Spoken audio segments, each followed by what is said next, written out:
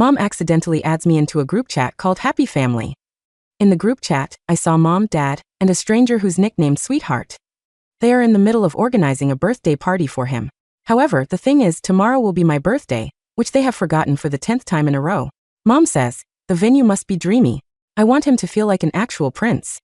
Dad transfers a huge sum of money to Sweetheart. Money is no problem. Just don't let Christopher find out about this. It'll screw things up for us. I quietly take screenshots of everything, planning to find a chance to expose my parents' true colors and end everything with them once and for all. At that moment, my younger sister, who's always been great at her studies, sends me a screenshot via our private chat. It's a screenshot of the chat history between her and Mom. Mom, have you made preparations for Christopher's surprise party yet? You promised me that this is the last time you'd lie to him.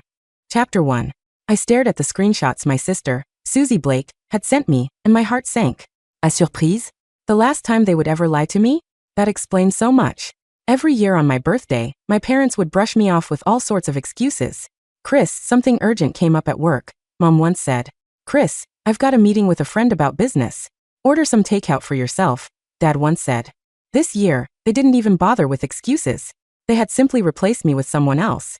I tossed my phone aside. My chest felt as if something heavy had lodged itself there. Another WhatsApp message from Susie popped up. Christopher, don't overthink it. Mom and Dad just. I replied with just 2 words. Got it. Overthink it.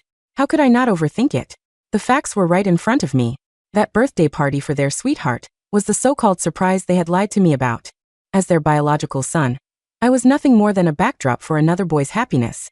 I heard Mom's hushed voice from the living room as she spoke on the phone. Right, we'll go with blue balloons, the biggest and brightest ones. Ben loves blue the most, so it has to be perfect for him. Ben. Listening closely to their conversation, I pieced together the boy's full name, Benjamin Smith. I picked up my phone and searched for the name on Instagram. Soon, a boy with a polished profile picture appeared. His highlighted stories were filled with glamorous photos of him traveling around the world. His most recent Instagram story was a photo of him with my parents, taken in my living room. In the photo, Mom and Dad's smiles were warm and loving. Mom's arm rested affectionately on Benjamin's shoulder, while Dad stood beside him with eyes full of indulgence. It was an expression I had never once seen on their faces. The caption read, "Thank you, Mr. Blake and Mrs. Blake. I'm really looking forward to tomorrow's party." Mom left a comment underneath. Silly child, there's no need to be so formal with us. Meanwhile, Dad gave the post a like. What a perfect family. I saved the photo along with the group chat screenshots and stored them in my encrypted album. These would be the surprises I planned to give them tomorrow. At dinner, Mom made soup and served me a bowl with exaggerated attentiveness. Chris, try it. I made this especially for you, she said. I looked at the greasy chicken soup. My throat tightened as a wave of nausea surged up. Is this supposed to liven up Benjamin's birthday party? I asked lightly. The smile on Mom's face froze. She glanced at Dad, and his expression darkened immediately. What nonsense are you talking about? Benjamin, he replied. Oh, looks like you forget things easily, Dad. I took out my phone and opened the photo. Isn't this boy your so-called sweetheart? Dad's face turned ashen in an instant. Mom rushed to smooth things over. Chris, you misunderstood. He's the son of an important client of mine. We're just helping to organize his birthday party. A client's son? I sneered. Is he important enough to have a whole group chat, to be tagged as sweetheart, and to even receive a large money transfer? Is he important enough to make you ignore your own son's birthday entirely? In an instant, the living room fell silent except for the sound of breathing. Susie rushed out of her room and grabbed my arm. Christopher, let's not get carried away. I shook her off. What? Are you going to help Mom and Dad lie to me too? Susie's face turned pale. Her lips moved, but not a single word came out. The next day, on my birthday, the house was empty. $100 and a note were left on the table. The note was in Mom's handwriting. Chris, the money is on the table. Buy yourself something good to eat. Chapter 2. My parents had treated me with the same indifference for 10 years. Even the amount of money they gave me had never changed. I crumpled the bill into a tight ball and tossed it into the trash. After last night ended badly, they stopped pretending altogether. I heard Mom talking on the phone in her room. Her voice was brimming with excitement. The venue is already set up. It looks just like a fairy tale. Dad was giving instructions on the balcony. Bring the bottle of 82 Lafite. We have to make sure Ben enjoys himself today. All the while, I drifted through the house like a ghost. Susie left early that morning. Before she went, she glanced at me with a complicated look. Christopher, no matter what you see, trust me. Trust her? Trust that she was part of this deception too? I let out a cold laugh and said nothing. Around noon, A delivery truck stopped downstairs. 2 workers unloaded an enormous gift box tied with an exaggerated blue bow. I stood by the window and watched. It turned out that, to them, I didn't even deserve a gift. Mom hurried downstairs, smiling from ear to ear as she signed for the delivery. She directed the workers with extreme care, afraid it might get damaged. I recognized the logo. It was a limited edition piano released just last month, priced well into 6 figures. Meanwhile, my old piano, which I had used for 10 years, had yellowed keys and was out of tune. I had hinted at it to Mom before, but she always replied, "If it still works, keep using it. The household expenses are heavy." It turned out that the expenses were not the problem. I simply wasn't worth it. The last trace of hope in my heart was completely extinguished. That afternoon, I changed into a black suit. I neatly styled my hair and adjusted my appearance to conceal the exhaustion in my eyes. I couldn't let them see me in such a disheveled state. I would draw a clear line between us with my head held high. I had overheard the address for the party during Mom's phone call the night before. They had reserved the most prestigious banquet hall in the city. I took a cab there. Along the way, the driver kept marveling at the impending event. "Young man, what big occasion is it today? The road ahead is blocked. I heard that some rich family is throwing a birthday party for their son, and it's incredibly extravagant." I forced a faint smile and said nothing. Yes, the party was grand. So grand that it was built on 10 years of my grievances. A long red carpet stretched across the entrance of the hall, flanked by rows of blue rose arrangements. On the welcome sign at the entrance, elegant cursive letters read, "Happy birthday to my sweetheart." It was signed, "With love, your mom and dad." I stared at those words, finding them painfully glaring. I took out my phone and sent Susie a message.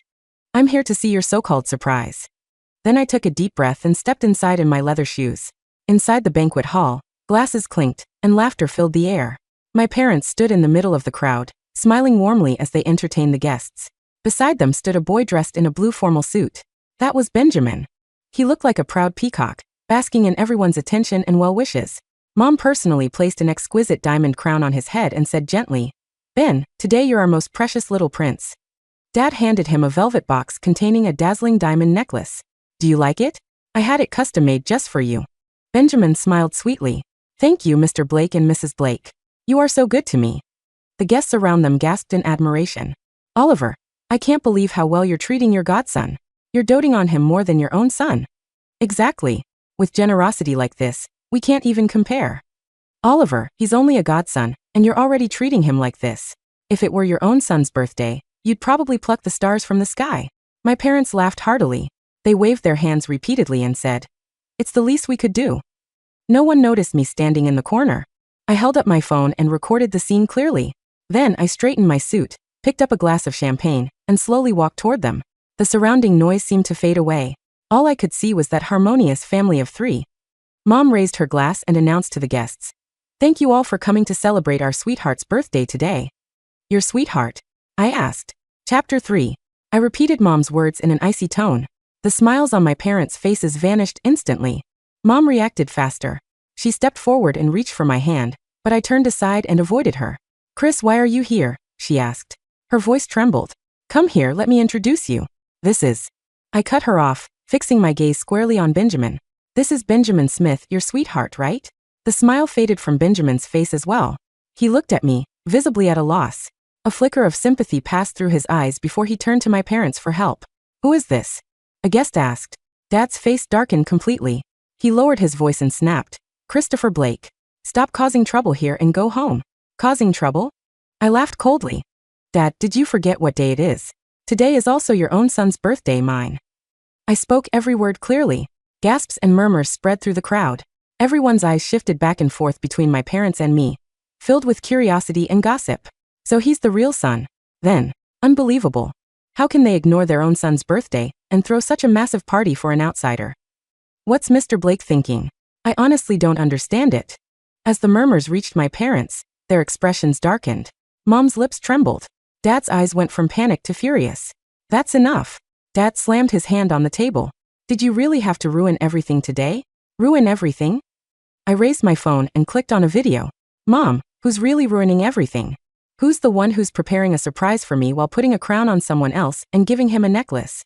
On the screen, the footage clearly showed Mom gently placing the crown on Benjamin's head.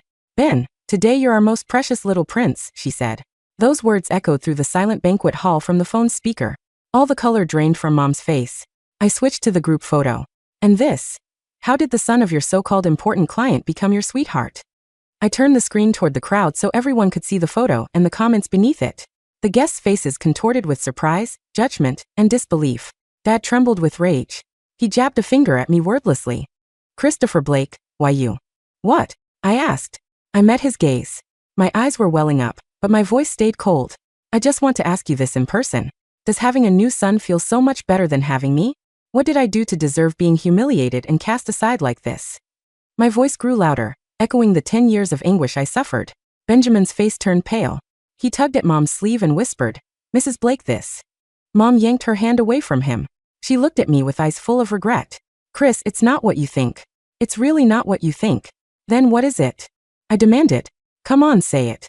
At that moment, the doors of the banquet hall were pushed open. Susie rushed in. When she saw the tense standoff, her face went pale. She ran up to me and gripped my arm tightly. Her voice was shaking. Christopher, listen to my explanation. Enough. I don't want to hear any more explanations from you. I shouted. I struggled to break free from her. I had already achieved my purpose today. I wanted everyone to see the true faces of my so-called model parents, letting the carefully crafted image they had spent years building fall apart today. I raised my phone high, ready to project the group chat screenshots onto the big screen. Mom, Dad, this show is over. Just as I was about to press the projection button, Susie snatched my phone and clutched it tightly to her chest. Christopher, please, just wait 5 more minutes. Her eyes were red, and her voice was filled with desperation. Here is the continuation of the story, written with a focus on emotional depth, plot twists, and a dramatic conclusion. Chapter 4. The Truth Behind the Lie. I stared at Susie, her knuckles white as she clutched my phone to her chest. Tears were streaming down her face, ruining her meticulously applied makeup. For a moment, the anger that had been fueling me wavered, replaced by confusion. My sister had never been one for dramatics. She was the logical one, the calm one. 5 minutes. I scoffed, though the venom in my voice had dulled slightly. What difference will 5 minutes make, Susie? They've had 10 years. Just trust me, she pleaded, her voice cracking. Please, Chris. If you do this now, you can't undo it. The room was suffocatingly silent. Even the whispers had died down. Dad looked like he was about to have a stroke, his face a mottled red. Mom was sobbing quietly into a napkin, unable to meet my eyes. Benjamin stood awkwardly to the side, looking like he wanted the floor to swallow him whole. Fine, I said, my voice barely a whisper. 5 minutes. And then I burned this whole charade to the ground. Susie let out a shuddering breath and turned towards the stage. She signaled to the AV technician, who looked terrified. The screen behind us, which I had intended to use as a weapon, flickered to life. But instead of my screenshots, a video began to play. It was grainy footage, clearly taken years ago. A hospital room. A younger version of my parents stood over a bed. In the bed was a boy, small, frail, hooked up to machines. Me. We don't know if he'll make it through the night, a doctor's voice said off camera. The heart defect is severe. We need a donor, but the list is long. The video cut to another scene. My parents, looking haggard, sitting in a waiting room. A woman approached them, a woman I didn't recognize, holding the hand of a small boy. The boy looked remarkably like Benjamin. Please, the woman was saying, tears in her eyes. My husband, he just passed. He was a match. But we have no money for the surgery.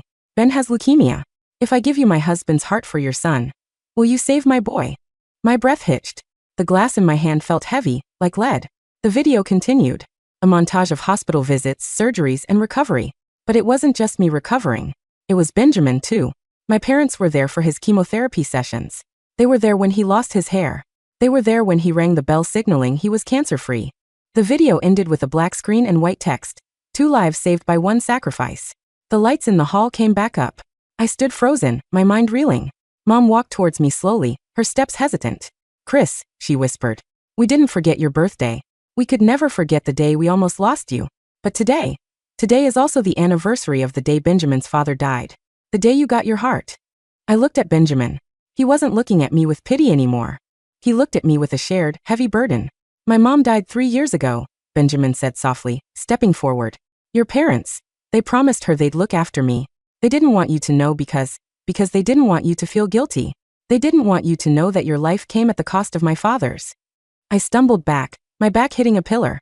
The anger that had sustained me for so long suddenly had nowhere to go. It imploded, leaving a hollow ache in my chest. Why didn't you tell me? I rasped. Why lie? Why make me feel like I didn't matter? Dad stepped forward, his voice gruff but shaking. Because we were scared, son. We were scared that if you knew, you'd reject the heart. Or you'd live your life in debt to a ghost. We wanted you to be free. But in trying to protect you, we hurt you. He gestured to the room, to the decorations, to the sweetheart banner. This wasn't just for Ben. It was for the promise we made. We treat him like a son because without his father, we wouldn't have you. Chapter 5. The Fractured Reflection. The revelation didn't fix things instantly.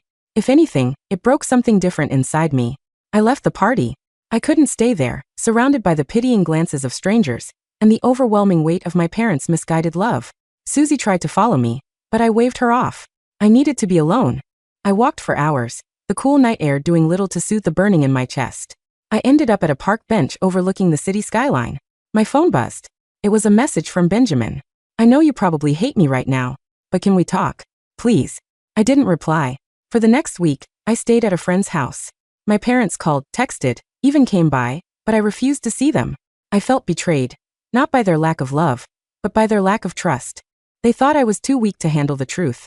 They thought I needed to be coddled with ignorance while they played happy family with the ghost of my savior. Susie was the only one I let in. She came over with takeout one rainy Tuesday. You look like hell, she said, tossing a container of Kung Pao chicken onto the table. Thanks, I muttered, picking at the food. Mom and Dad are a mess, she said, sitting opposite me. Mom hasn't stopped crying. Dad's barely speaking. Good, I said, though it didn't feel good. It felt petty. Chris, they messed up. Big time. But you have to admit, their intentions weren't malicious. Intentions don't matter when the outcome is 10 years of neglect, I snapped. Do you know what it's like? Watching them dote on him? Feeling like a replacement in my own home. They didn't replace you, Susie said softly. They were trying to pay a debt they could never afford. Ben, he's a reminder of what they almost lost. And what they gained. She pulled out an envelope from her bag. Ben gave this to me. He wanted you to have it. I stared at the envelope. It was plain white, with my name scrawled on the front. Later that night, unable to sleep, I opened it. Inside was a letter and a photograph. The photo showed two young boys playing in a hospital playroom. One was me, pale and hooked up to an 4. The other was Ben, bald and smiling. We were holding hands. Dear Chris, I remember this day. You probably don't. We were 5. You gave me your toy truck, because I was crying about my chemo port hurting. You told me, trucks make you tough. My dad died so you could live. My mom died knowing you were alive because of him. Your parents, they saved me when I had no one. They aren't perfect, but they love you more than you know. Every time they looked at me, I saw them looking for you in my eyes. It was suffocating for me too, in a way, being the living receipt of a transaction. I never wanted to take your place. I just wanted a family. Happy birthday, Chris. Ben. I cried then. Ugly, heaving sobs that shook my entire body. I cried for the little boy who gave away his truck. I cried for Ben, who lost everything. And I cried for my parents, who were drowning in a sea of guilt and gratitude so deep they forgot how to swim. Chapter 6. The Confrontation. I returned home 3 days later. The house was quiet. The decorations from the party were gone, but the heavy atmosphere remained. Mom was in the kitchen, staring blankly at a cup of tea. Dad was in his study, the door ajar. When Mom saw me, she dropped her cup. It shattered, the sound echoing like a gunshot. Chris, she breathed. I didn't hug her. I didn't yell. I just walked to the table and sat down. We need to talk, I said. No more secrets. No more protecting me. Dad came out of the study, looking 10 years older than he had a week ago. He sat down next to Mom. I want to know everything, I said. About the donor. About the money. About why you couldn't just tell me. And so they talked. For hours. They told me about the nights they spent praying for a heart. They told me about the crushing debt of the surgery, and how Ben's father's life insurance had actually paid for a chunk of my medical bills, unbeknownst to me. They told me about the pact they made with Ben's mother to treat him as their own. But why ignore my birthday? I asked, the question that still stung the most. Mom looked down at her hands. Because every time we celebrated your birth, we felt like we were dancing on his grave. It felt disrespectful to celebrate life on the day another father died to give it. So you punished me instead, I said flatly. We didn't see it as punishment, Dad said. We thought if we kept it low-key, the universe wouldn't notice. That we wouldn't jinx it. It was stupid. It was superstitious. And it was cruel. It was, I agreed. And I don't know if I can forgive you yet. Mom flinched, but she nodded. We don't expect you to. Not right away. But, I continued, I want to meet him properly. Ben. My parents exchanged a look of surprise. He's family, isn't he? I said, standing up. In a weird, twisted way. He's my brother. Or at least, he has a piece of the man who saved me. Chapter 7. rebuilding the bridge. Meeting Ben was awkward. We met at a coffee shop, neutral ground. He looked nervous, fidgeting with his cup sleeve. Hey, I said, sitting down. Hey, he replied. Thanks for the letter, I said. And the photo? Yeah. Susie found it in an old album. We sat in silence for a while. So, I said, you got a diamond necklace. Ben laughed, a short, sharp sound. Yeah. It's in a safe deposit box. I told them to return it. But they refused. I think they were trying to buy their way out of guilt. They're good at that, I said dryly. Look, Chris, Ben said, leaning forward. I never asked for any of it. The money, the parties. I just wanted connection. My mom was all I had. When she died, your parents were the only tether I had left to my past. I get it, I said. And I did. But moving forward, things have to change. You're not their sweetheart anymore. You're Ben. And I'm Chris. And we're not replacements for each other. Ben nodded. Deal. Over the next few months, we started to build something resembling a relationship. It wasn't perfect. There was jealousy, resentment, and a lot of baggage. But there was also a shared understanding that no one else could quite grasp. My parents started therapy, family therapy, individual therapy. We were keeping the local shrink in business single-handedly. It was painful. There were shouting matches. There were tears. But slowly, the walls of secrecy began to crumble. My birthday came around the next year. I was anxious. Part of me expected them to forget again, or to overcompensate with something ridiculous. I woke up to the smell of pancakes. I walked downstairs to find the kitchen decorated with a simple, Happy Birthday Christopher banner. No blue balloons. No extravagance. Just my parents, Susie, and Ben sitting at the table. Happy birthday, Mom said, her smile tentative but genuine. There was a gift on the table. A small box. I opened it. It was a watch. Simple, elegant, and engraved on the back. To our son. Every second is a gift. It wasn't a diamond necklace. It wasn't a grand piano. But it felt heavier, more real. Thanks, I said, my voice thick. We're going to the cemetery later, Dad said gently. To visit Ben's dad. You can come if you want. Or not. It's up to you. I looked at Ben. He gave me a small nod. I'll come, I said. Chapter 8. The Echo of a Heartbeat. Life moved on. I went to college. Ben started an internship at Dad's company. Not because of nepotism, but because he was actually brilliant at finance. Susie went to med school, determined to save lives the way mine had been saved. But life has a way of throwing curveballs just when you think you've caught them all. 3 years later, during a routine checkup, my doctor frowned at the EKG. There's some irregularity, he said. The graft, it might be showing signs of rejection. Chronic rejection. It happens sometimes years down the line. The news hit my family like a bomb. The carefully reconstructed piece we had built shattered. Mom went into a spiral of panic. Dad became obsessed with finding specialists. But Ben went quiet. I was admitted to the hospital a month later. Breathlessness, fatigue. The familiar ghosts of my childhood were back. I lay in the hospital bed, the beeping of the monitor a cruel countdown. Ben came to visit me late one night. He looked tired.